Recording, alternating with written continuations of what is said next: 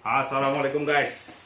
Hari ini Abah jumpa dengan Master Cryptocurrency Bembeng Irawan sambil ngopi bahas tentang cryptocurrency ya. Oke guys.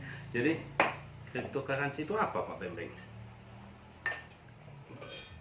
Cryptocurrency itu adalah aset digital.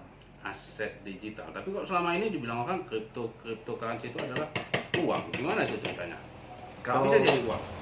Kalau lebih tepatnya, kenapa itu tidak bisa dikatakan uang? Karena uang itu harus ada regulasi atau peraturan dari pemerintah Pemerintah yang untuk artinya mengesahkan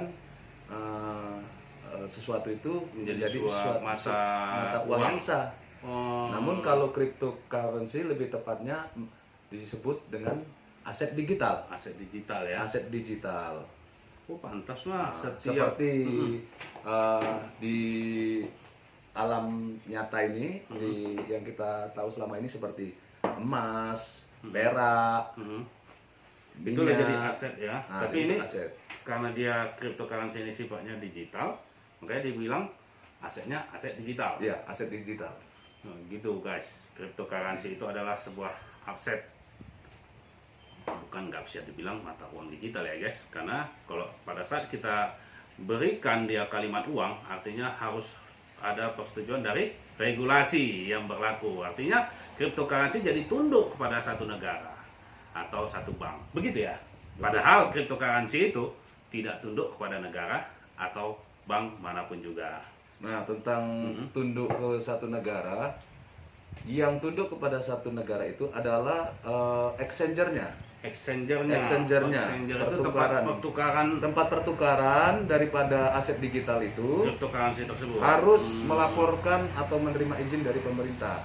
Itulah yang harus tunduk ya. Harus tunduk. Dan cryptocurrency ini masuk ke dalam komunitas exchanger tadi. Contoh exchanger apa aja? Contoh exchanger. Kalau di Indonesia, exchanger yang ada Bitcoin Indonesia, Bitcoin di Indodax, Indodax.com, kemudian di toko kripto, Luno. Kalau di luar negeri, Binance, Exchanger, Binance ya udah terkenal ya. OKX, Exchanger dan banyak. OKX itu exchanger juga. Exchanger juga. Exchanger, jadi tempat pertukaran aset digital, bisa nanti Bitcoin ditukar ke USDT, Bitcoin tukar Ethereum, dan seterusnya. Gitu ya. Dan kalau tentang cryptocurrency-nya, sudah sistem teknologinya, dia peer to peer.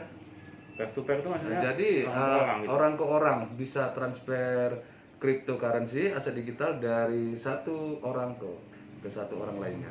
Manfaatnya cryptocurrency dalam kehidupan ini apa?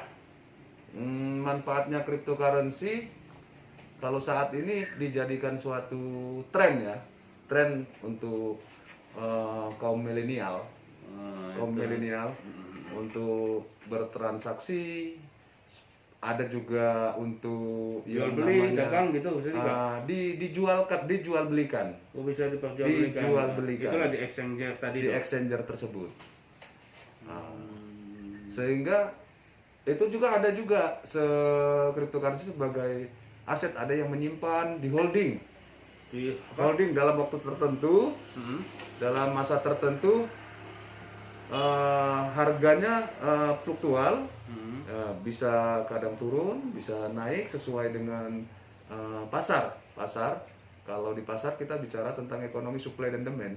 Supply dan demand. Jadi setiap cryptocurrency, contohnya satu koin Bitcoin supply-nya itu 21 juta.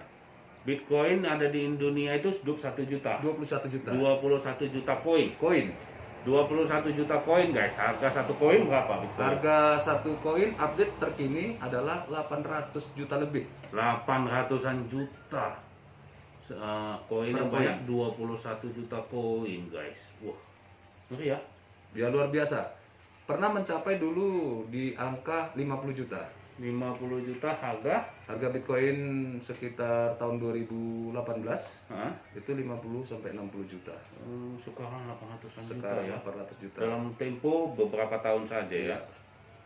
Gitu. Pak Bembeng udah berapa lama main di cryptocurrency ini? Saya mengenal ya, dan tertarik itu pada tahun 2018.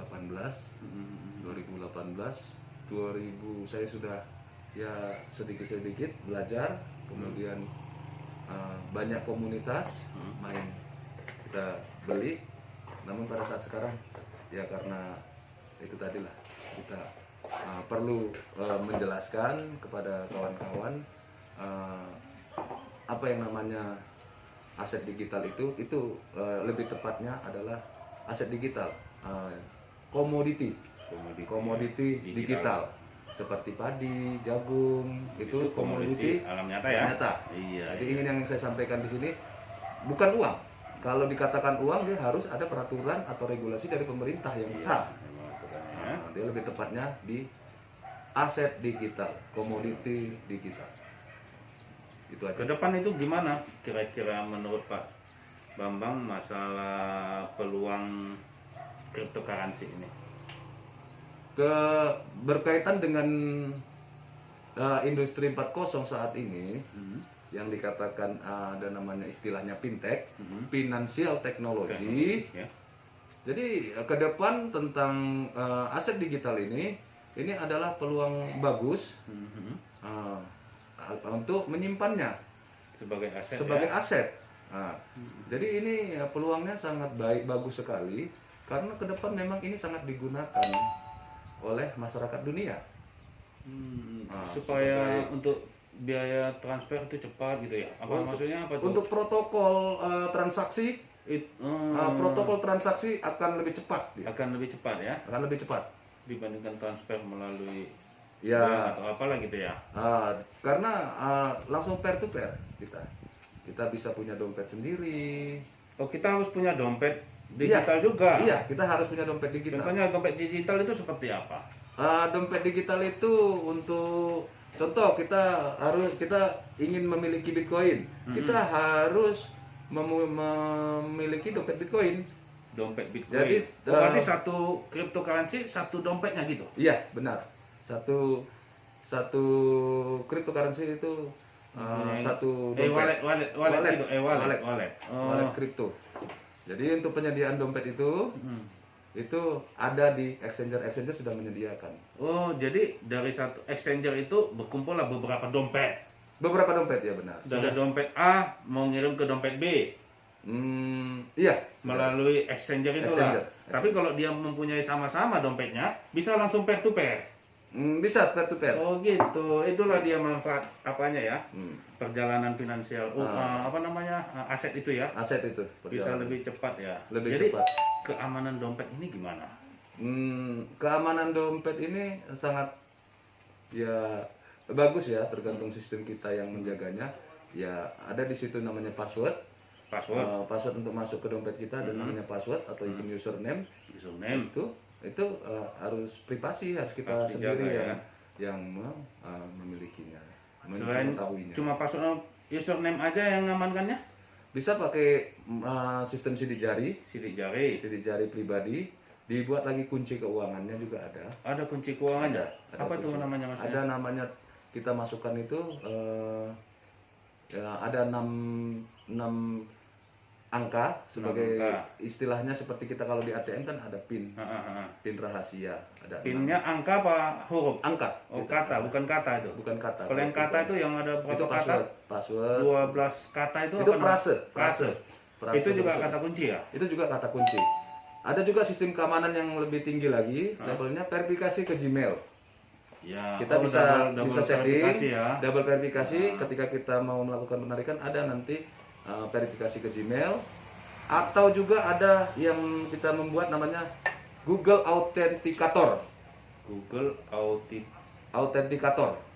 yang mengidentifikasikan. Jadi yang mengidentifikasi bahwasanya seseorang yang menarik itu, nanti Google itu memberi yang namanya 6 angka rahasia yang dia akan berubah setiap waktu.